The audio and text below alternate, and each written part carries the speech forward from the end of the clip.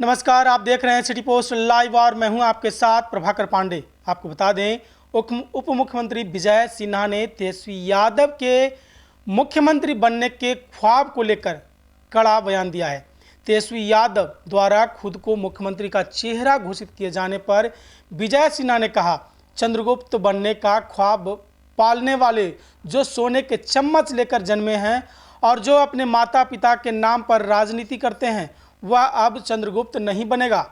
अब चंद्रगुप्त वही बनेगा जो पूरे बिहार में चाणक्य बनकर जमीन पर काम करेगा। एक सेवक की तरह उन्होंने यह भी कहा कि जो लोग सत्ता को अपनी जिम्मेदारी समझते हैं और खुद को इस पर अधिकार जताते हैं, वे मुख्यमंत्री बनने के योग्य नहीं हैं।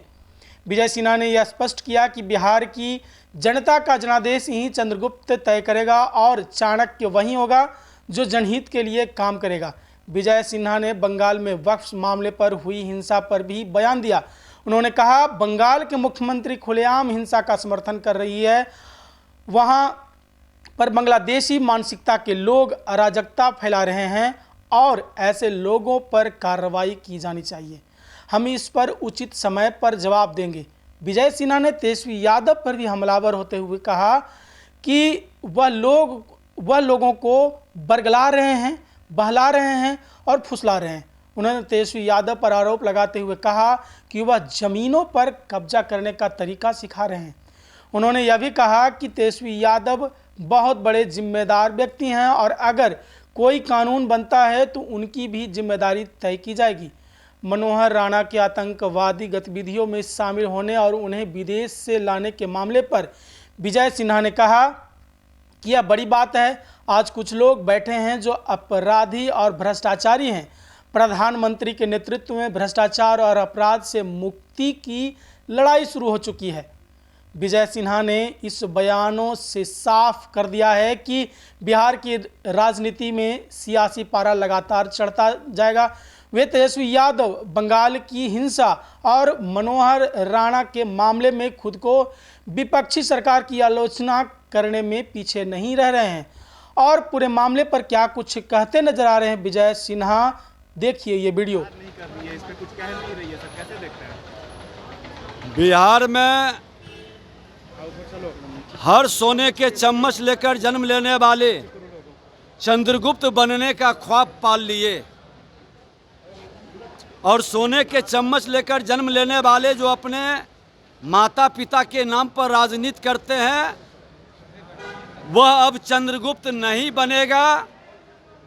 अब चंद्रगुप्त वही बनेगा पूरे बिहारी चाणक्य बनकर जमीन पर काम करने वाला एक सेवक को चुनेगा जो जमींदारी की भाव से अपना अधिकार और हक समझता है। सत्ता के सर्वोच्च शिखर पर बैठने का वह व्यक्ति योग्य नहीं है।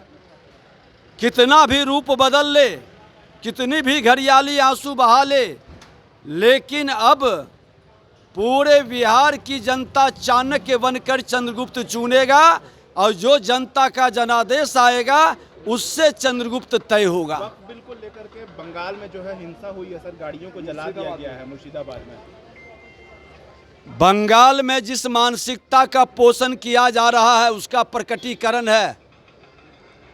वहाँ के मुख्यमंत्री खुलकर बंगाल को बांग्लादेश के स्वरूप में ढालने जा रही है और हिंदुस्तान के लोग इसे कतई स्वीकार नहीं करेंगे। बंगाल भी भारत का अंग है, बिहार का पार्ट है। बंगाल और बिहार एक रहा है और बंगाल बिहार की मानसिकता राष्ट्र के प्रति सबसे समर्पित रही है। आज भी बंगाल में अधिकतर लोग राष्ट्र के प्रति ज़्यादा समर्पित हैं, लेकिन बाहर के आए हुए मानसिकता के, बांग्लादेशी मानसिकता के सोच के लोग अगर जो अराजकता उत्पन्न करते हैं तो उसका जवाब सही समय पर मिलेगा और वैसे लोगों पर सख्त कार्रवाई होनी चाहिए। तेजस्वी यादव कह रहे हैं कि वक्फ के खिलाफ जो नाराज है दूसरे दल में, वो मेरे दल में आएंगे, उन पर विचार किया जाएगा। तेजस्वी यादव जी अपने पिता के तरह श्रीमान लालू प्रसाद यादव के पदचिन्हों पर चलने के लिए बेताब हैं। लोगों को बरगलाने का, बहलाने का, फुसलाने का। अरे भाई आप ही तो थे, आपके पिताजी ने ही तो कहा था कि वक्त के माध्यम से किस तरह से ज़मीन कब्जा किया जाता है, ज़मीन की दलाली की जाती है, ज़मीन की जमींदारी बन का खेल खेला जाता है। अब ज़मीनों का दलाल का साम्राज्य खत्म हो गया।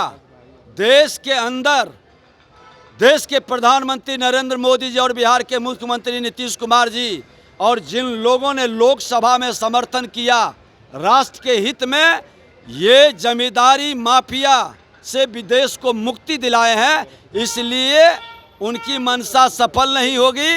वो भी ऐसे बहुत बड़े जमींदार हैं, तेजस्वी यादव जी भी बड़े जमींदार हैं। कोई कानून अब ऐसा आएगा जिससे उनकी भी जमींदारी जाएगी। अभी सिगारा में जो भाग गए थे तब्बू राणा देश छोड़ करके, एनआईए ने उसको लेकर भारत आ रही है। कितनी बड़ी उपलब्धि मानते हैं सिगारे में जो आतंकी हमले हुए मोदी से वापस ला रही है तब्बू राणा? देखिए, प्रधानमंत्री जी ने इस राष्ट्र को आतंकवाद से मुक्ति दिलाया और आतंकवादियों के सूत्रधार पर दबिश बढ़ाया, उग्रवाद को समाप्त किया, उग्रवादियों के मानसिकता को बदलने का कार्य किया और अब अपराध और भ्रष्टाचार के मानसिकता पर चोट करने की ज़रूरत है। लेकिन सत्ता में कुछ लोग बैठे हैं, विपक्ष में हो या सत्ता में, देश के अंदर ऐसे मानसिकता के लोग जो अपराधी और भ्रष्टाचारी को प्रत्यक्ष या अप्रत्यक्ष संरक्षित करता है। अब उससे मुक्ति की लड़ाई प्रधानमंत्री जी के नेतृत्व में शुरू हो चुकी है।